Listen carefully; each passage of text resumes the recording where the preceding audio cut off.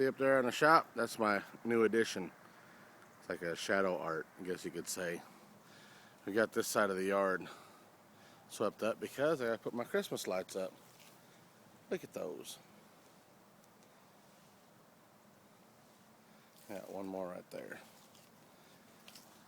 All I did was I took some, these are from last year. I just took some metal dowel and cut them up, welded them together, and used electrical tape to put my lights on. I gotta finish putting up the lights. I don't know if I'm gonna get that done this weekend. We'll see after a while. Alright, on to the shop. Okay, some of you remember my original Mazda B2200 bag truck. I'm gonna model the suspension after that truck. That's what I'm gonna do with the rear suspension of this Toyota. So this is what you're looking at now. Alright, here's a 14-foot piece of 2x4 and 3/16 thickness, which, I mean, it's a monster. I don't think I'm going to use all of that, but also I'm buying for both trucks. I'm not using a lot of air, so I've got one Air 380 compressor.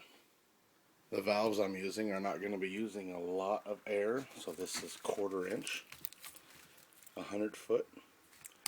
That's enough, I believe, for both trucks. We'll find out. All of my fittings are 1/4 inch. These are check valves with 1/4 inch push to connect fittings on either end. I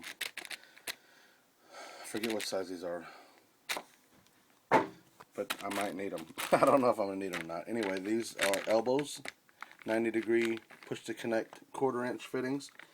These are a 1 in, 2 out push to connect fitting, 1/4 inch.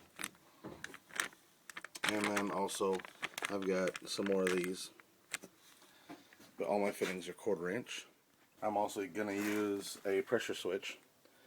This one is from, I believe, 90 to 120. I'm not going to have a lot of pressure in my setup because I don't need but 50 pounds to pick up the truck, so I don't need 150 to 200 psi.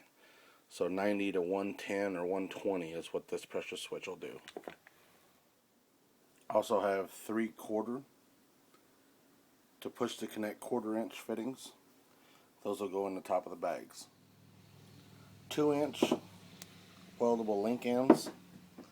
These go at the end of the bar when you put your suspension together with bushings. The bushings go into there like that. You put one on each side, and then this slides to the center, and then your bolt goes through that. And I've got a total of 8 of those, because if I'm doing a 4-link, you need 2 for each bar. So 1, 2, 3, that one plus this one, 4 bars for a 4-link. 4 levelizer valves. These ones I'll be using for the front.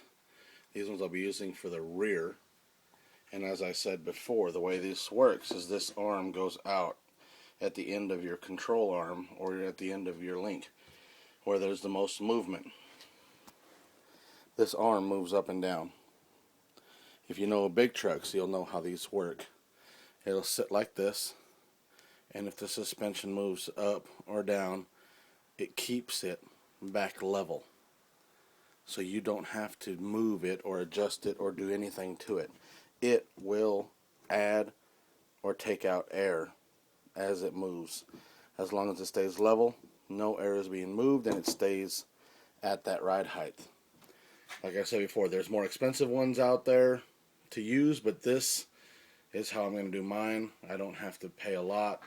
These are used off of big trucks, so I didn't have to pay a whole lot for them. From what I found out, they're about $60 to $80 a piece. But this way, you would actually be legal against a ticket in court because you're not adjusting these. They're adjusting themselves. Here's a cheaper option if you care to build one of these. All this is a dual gauge with a light insert if you want to put a light. But then you have these, which these are basically almost like momentary switches for air. Push it one way, it'll add air. Push it the other way, it'll take air out. So you can have up in the front, down in the front, up in the back, down in the back. You have dual gauge in there so that you can see your front and rear air pressure. This is a quick, easy, simple solution to not having to run any kind of electronics for electronic valves. 2 Dominator 2600s, same size as I use for the front. These will be used for the rear. As we noted before, when you get them, if you measure them from one side to the other, it's actually almost 6.5, close to 7. By the time they bellow out just a little bit, you'll need almost 7 inches of room all the way around these so that they don't rub on anything. Alright, for the next part, you guys, you professionals out there, you can badmouth me all you want. I used these on my last truck. I've got friends that use these on their trucks. These tanks are rated to about 120, 140 psi.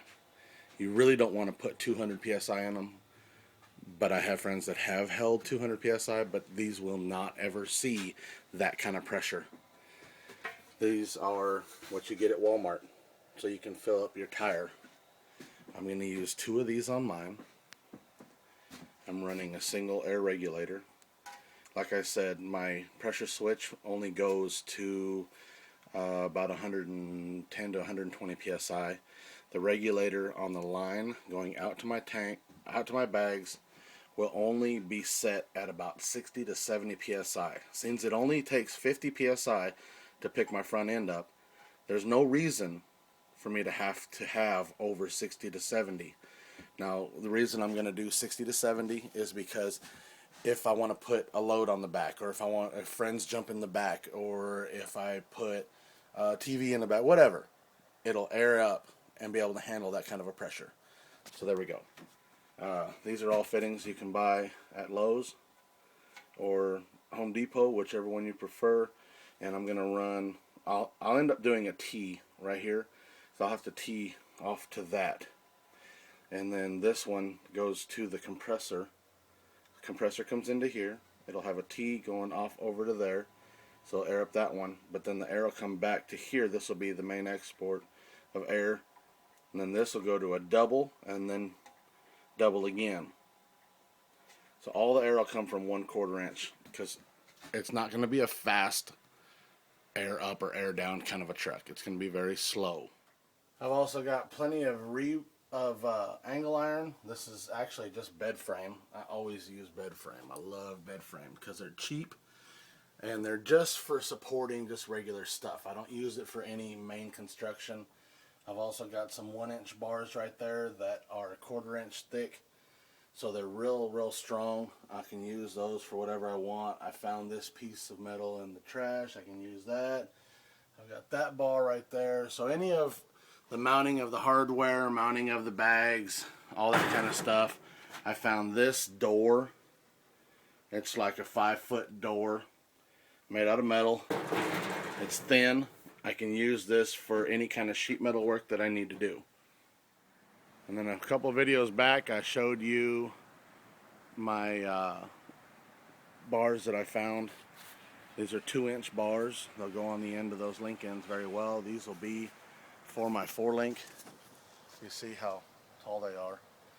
They're like freaking 12 foot or something. So there we go.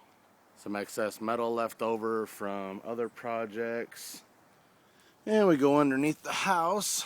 I've got 3 55-gallon barrels. They're metal.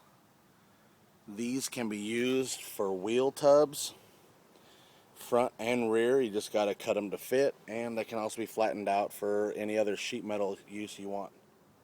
Floyd still hasn't gotten his tire. What should I do with it? Should I throw it away? Give it away?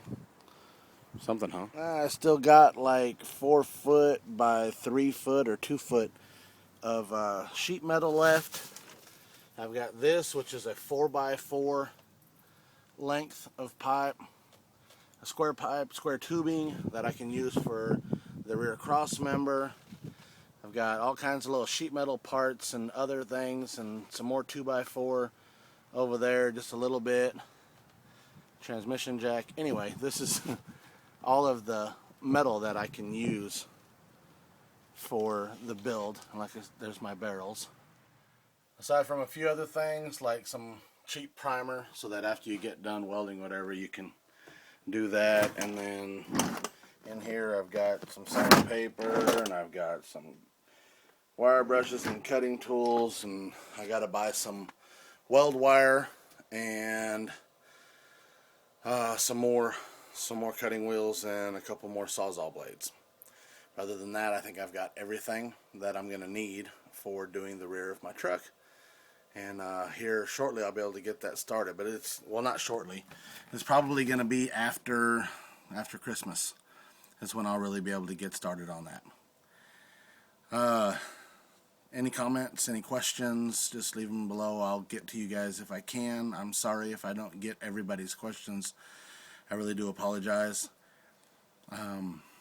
Oh, I have a picture of my first build, the Mazda B2200. That's what I'm going to model the rear of this truck after. I'm going to build pretty much the same exact suspension. Only difference is it's not going to be bag on the bars.